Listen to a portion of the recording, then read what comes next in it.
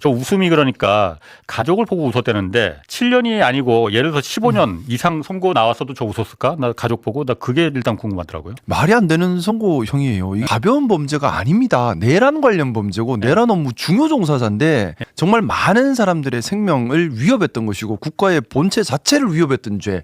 우리 헌법전에 있는 죄 중에 제일 무거운 죄. 근데 어떻게 7년 그것도 그냥 기획만 한 게 아니잖아요. 예비 업무에 그친 게 아니라 실행까지 갖고 실행에 종사한 자입니다. 저는 도저히 이해가 안 됩니다. 그때는 이석기 전 의원인데 내란에 이제 선전선동이 유죄가 나와서 징역 9년을 선고받고 복역을 다 했거든요. 이상민 같은 경우는 주요 임무 수행을 했고 또 윤석열의 충안고 후배, 그러니까 군은 김용현, 이제 민간에서 치안 역할과 이제 경찰과 소방을 갖다가 해서 뭐 단전단수 이야기까지 나오는 건데 이게 갑자기 7년으로 나와버리면은 양형이 안 맞는 거 아니 아니에요? 대한민국은 양형이 안 맞는 정도가 아니라 내란하기 좋은 나라 돼버리는 거죠. 아니 저 정도면 해볼 만한 형량 아닙니까? 또 이상민 피고인의 저 웃음을 보면서 정말 저렇게 모욕적이고 정말 좀 역스러운 웃음은 제가 진짜 처음 봅니다. 저게 법정 앞에서 저 피고인이 내란범이 웃을 수 있는 저게 웃음이냐. 그러니까 이걸 감경사유로 할 수가 없는 것이요. 만약에 단전단수 실행에 이르렀다면 내란이 성공했을 수도 있는 겁니다. 예. 그리고 저게 실행에 이르렀다면 수만 명의 생명이 위협받을 수 있었던 일입니다. 그렇기 때문에 시도한 것만으로도 중죄로 처벌해야 될 일이지 실제 실행까지 못했고 기획하고 하려고만 했다.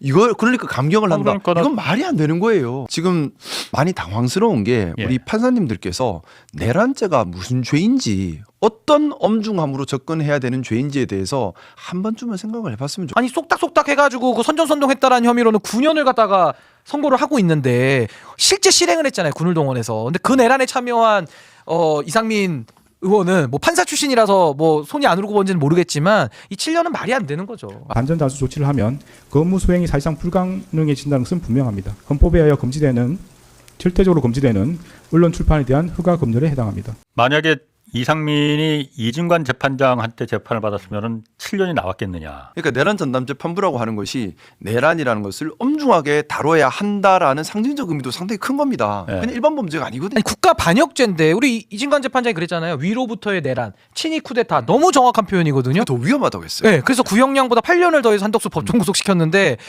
이건 정말 판사들마다 고무줄인 것도 문제지만 이렇게 역사 의식이 없냐. 선배님은 사법부를 아주 신뢰하고 계신 것 같습니다. 저도 신뢰했는데 요새는 솔직히 말씀드리면 신뢰가 많이 흔들리고 있어요. 명태균, 김건희 사건 보고 이게 뭐야 하고 흔들리고 지금 양형 나오는 거 보고 또 흔들리고 나를 실의로 계산하는 걸 보고 이건 뭐지?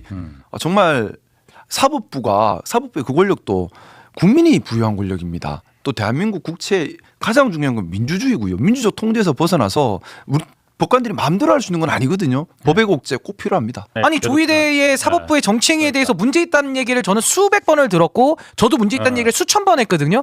근데 문제는 있는데 해결할 수는 없다. 권한은 있는데 권한을 쓰지는 않는다라는 것이 그냥 우리 사회에 거의 불문율처럼 되어 있어요. 그러니까 저는 뭐 안 한다 그러면요. 앞으로 사법부는 더 정치적인 행위를 해도 되는 거고 간이 맞아, 그건 붙는 게 아니라 간이가 배 밖에 이미 나온 거예요. 이거는 주워 담을 수도 없어요. 그러니까 저는 사실 참 안타까운 게 내란 특별재판부도 하는 거지만 누구라도 하나를 갖다가 이거는 본보기를 보여줬어야 되는데 그걸 안 하다 보니까 사법부 입장에서는요 무서울 게 없어요. 뭐 하면 뭐합니까? 신호위반했는데 딱지가 날라오고 뭔가 본인이 불이익을 받아야 앞으로 조심을 하는데 뭐 조심을 할 이유가 있습니까? 국회가 그 행위를 안 하는데 이 휴먼 에러를 안 바로잡으면요 조희대가 임기가 2017년 6월이거든요. 아마 이때까지는 저는 어떤 제도를 갖다가 앉혀놔도 조희대 체제하에서는 계속 이런 일은 저는 반복될 것이다. 이게 지금 내란 양형만 문제가 아니라 제가 읽어볼게요. 우인성 판사의 김건희 1년 8개월, 김인택 판사가 다 무죄 털어준 거, 그러다 곽상도 무죄 공소기각 다 털어줬죠. 김예성, 김상민 이게 한두 건이면은 저도 그냥 내가 좀 예민한가 보다. 조희대 체제 이거 그냥 놓고 봐야 하지만 한두 건이 아닌 1심들이 지금 이렇게 제가 지금 기억나는 것만 5건 중요 사건이 이렇게 나온다는 것은 정말 저는 지금 이건 조희대 체제에 전 문제가 있다. 조희대 대법원장의 행동이 우리가 평가하기에 따라서는 너무 과하다. 이번에 법원행정처장 누구 임명했습니까? 박영재. 그러니까요. 이거 하나만 봐도 어떻게 지금 상황에서 법원행정처장을 그렇게 임명할 수 있습니까? 자, 법원행정처장이 그렇게 임명되면 판사님들 뭐 좀 송구하지만 그 법원행정처장 눈치 안 볼 수 있을까요? 조희대의 저 행위 지금까지 드러난 걸로만으로도 그냥 놔둬도 된다. 저도 찬성이에요. 라고 하면은 저는 묻고 싶어요. 65조에 나와 있는 헌법의 탄핵소추권 법관이 그 안에 규정이 되어 있는데 그럼 판사들은 어느 정도로 잘못하고 어느 정도로 그러면 정치적 중립을 위반을 해야 그러니까 대선 개입 정도는 지금 괜찮다는 건데 안 하고 있으니까요. 교선 개입이 안 되죠. 근데 안 하잖아요. 그러니까 어느 정도 기준이 돼야 그럼 우리는 판사를 탄핵한다는 걸 국민 앞에 밝히라는 겁니다. 검사들이 불기소하면 아예 재판에 올리지도 못하고 지금이 불기소랑 똑같아요. 국회가. 저는 사법부를 바로잡으려면 시스템만 교정해서 그게 되냐고요. 휴먼 에러가 명백히 눈앞에 있는데 그건 못 건들잖아요. 그러니까 저는 그거는 좀 우선순위가 저도 너무 같은 생각이에요. 뒤죽박죽 꼬였다는 건드렸어야 생각이 하고 조희대 대법원장에 대해서는 국정조사를 거친 이후에 탄핵 절차로 갔었어야 한다고 생각하고 지금이라도 해야 되는데 이 얘기를 1년 전부터 했습니다. 1년 전부터. 그러니까 빨리 해야 되는데 안 움직이니까 국회가. 지금 이 방송을 보고 계신 우리 당 지도부에서 한 번 더 검토해 주시기를 부탁드리고 아니, 싶은 그- 마음입니다. 이게 사실 우리가 내란을 저지른 사람들 해외에서는 죽을 때까지 추적해서 처벌하거든요. 저는 시간이 지났으면 조희대의 행위가 면제됩니까? 그건 아니죠. 그 행위가 시간이 지나면 희석이 돼서 내가 잘못 정당해집니까? 생각했네. 일반 공무원도 정치 행위를 해서 대선에 그렇게 개입을 하면 그 자리에 못 있습니다. 근데 이건 사법부, 그것도 사법부의 법원장도 아니고 대법원장이 지금 배당과 절차와 또 대선 개입과 선거운동의 기회를 박탈하는 또 정치 생명을 박탈하는 행위에 지금 관여가 됐다는 의혹이 나오는데 조희대 대법원장이 해명한 게 하나도 없잖아요. 차라리 우리가 그러면 어느 정도 기준 돼야 탄핵할 건지를 좀 국회가 밝혀주시든가 납득이 되게 아니면 안 할 거면 그냥 참고 살자는 거예요. 국회에서도 더 이상 법사위에서 이제 그 얘기 하지도 말고 근데 국회에서 리모컨 돌려서 법사위 보면은 늘 법원행정처장 앉혀놓고 언제 기록 몇 페이지 봤어요 언제 봤어요 매일 이 얘기를 하고 있거든요. 그럼 문제가 있으면 하든가 문제가 없으면 참고 살든가 아니 기준을 제시하든가 셋 중에 하나는 하셔야 되는데 아무것도 안 해요. 아무것도 안 합니다. 지금 아니 지방선거 말아먹지 않으려면 좀 가만히 있어요 좀. 특검에서 수사할 때 그랬어요. 윤석열이가 1년 전부터 모의했다라는 게 공소장에 나와요. 그럼 2024년 12월 3일 했거든요. 그럼 1년 전이면 12월 11월 아닙니까? 조희대를 2023년 12월 19일인가 임명을 해요. 내란 인사 아닙니까? 조희대의 행동에 대해서는 이게 대법원장으로서 과연 맞느냐 아니냐를 좀 판단을 받아봐야 된다는 거예요. 지금이라도. 국정조사나 아니면은 이렇게 뭔가 잘못된 걸 찾아 들어갈 때에 쏘나비만 피하면 돼라는 심리가 있어요. 네. 그게 아니라는 걸 보여주는 것이 이거 심각한 원칙을 지키는 문제입니다. 겁니다. 쏘나비만 피하면 돼라는 것을 심어주면 안 된다는 거잖아요. 더 심해진다니까요. 그렇죠. 그러니까는 시작을 했으면 끝을 봐야 한다. 당연하죠. 일관성 있게 중단 없이 가서 끝을 봐야 한다. 그게 국민에게 더 큰 신뢰를 줄 수 있다. 그러니까 제가 제도 개혁을 잠시 미뤄두자는 얘기까지도 했어요. 제도 개혁 잠깐 동결하고 휴먼 에러부터 다 잡자. 그러면 전선이요. 제도 개혁을 먼저 하잖아요. 법원과 민주당의 전선이 돼서 51대 49라 이건 안 돼요. 근데 만약에 조희대와 국민으로 전선을 쳐보세요. 법원 노조도 붙고 판사들도 붙고 아니 문제의식 있는 판사가 없겠습니까? 전 있다고 보거든요. 오늘도 송영길 대표 무죄 내리는 판사 있잖아요. 판결문이 명문이었어요. 그러니까 저는 사법부 전체에 대해서 당신들 개혁 대상이니까 개혁할 거야 이렇게 접근하지 말고 그건 나중에 하고 헌법재판소랑 대법원 좀 위상 바꿔야 된다고 생각하거든요. 근데 지금 할 일은 사법부를 바로 잡고 하자는 겁니다. 모든 거를 순서가 있으니까. 원흉을 제거해야 끝이 납니다. 조희대 대법원장이 이거를- 대선 개입한 부분을 정확하게 조사를 해서 그걸 가지고 필요한 탄핵 사건에 대한 대응은 신속하게 힘있게 일관성 있게 밀어붙여야지 끝이 나요. 근데 12.3 내란이라고 하는 것은 본질이 사건이죠.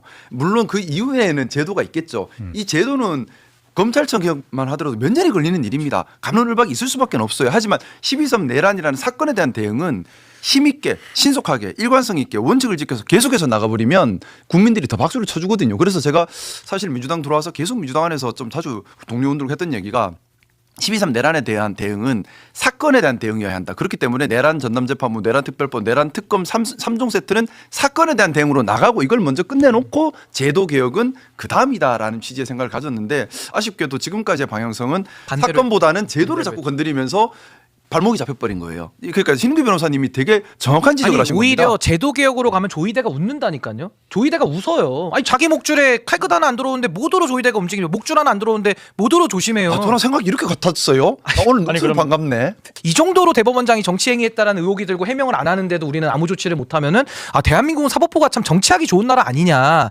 전 이런 반문이 드는 거예요. 좀 정의와 저는 정무는 교환할 수 있는 대가가 아니라고 봐요. 네. 어떻게 정의 물론이죠. 문제를 가지고 물론이죠. 아니, 선거에 그건 피해 보니까 나는 그럼 정의 안 세울 거야?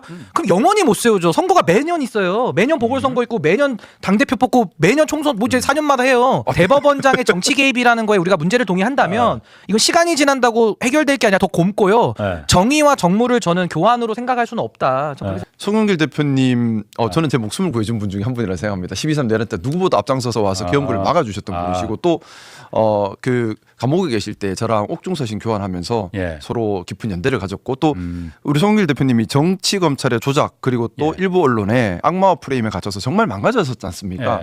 저도 한때 오해도 했었어요. 근데 그때 이제 출소하시고 나서 찾아뵙고 제가 가지고 있던 오해를 대화 나누면서 다 풀었고요. 그 과정에서 제가 진심으로 존경하게 됐어요. 아, 이분은 정말 공심, 퍼블릭 마인드가 강하고 나라 사랑하는 정신이 대단하시고 억울함은 스스로 감내하고 공덕은 다수 대중을 위해 돌려주는 정말 퍼블릭 마인드가 강한 분이구나 하고 제가 너무 존경하게 됐고 꼭 지켜야 되는 분이라 생각을 하게 됐습니다. 근데 저도 개인적으로 참 송영길 대표님은 정말 존경하는 저는 정치인이시고 이분이 정말 검찰권 피해의 정말 아주 대표적인 사례. 그러니까 이재명 당시 대통령 대표 시절에 그 사건과 거의 견줄 수 있는 정도의 완전히 진짜 검찰이 코너로 몰아가지고 그때 프랑스 파리 계시다가 공부하러 가셨다가 귀국하셔가지고 이 시작이 된 거잖아요. 그래서 1심 뭐 일부 무죄 나오고 이러면서 여기까지 온 건데 얼마나 정말 고통스럽고 아까 그 사모님께서 막 오열하시는 모습을 제가 영상으로 보면서 정말 저도 참 눈물이 날 정도로 얼마나 그 가족들의 피해가 막심했을까라는 생각이 들고 이제라도 정말 법원에서 무죄를 내렸기 때문에 저 송영길 대표님께서 정말 나라를 위한 또 큰 역할들 이제 못다한 역할 더 많이 해주셔야 되지 않나. 근데 저는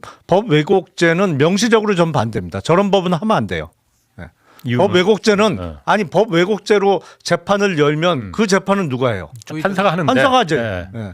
저게 실효성도 예. 없을 뿐만 아니라 저건 악용될 소지가 너무 많아서 저런 법은 만들면 안 돼요. 악용이라는 건 어떤 면에서 어떻게 아니 악용이 이게 되지? 귀에 걸면 귀걸이, 코에 걸면 코걸이가 될 가능성이 매우 높지. 그러니까 민주당이 천년만년 집권하면 모를까 예. 나중에 정권이 뭐 10년이고 바뀌면은 20년이고 후에 정권이 바뀌면 저건 충분히 악용될 소지가 너무 많아서 저런 입법은 하면 안 된다고 저는 생각.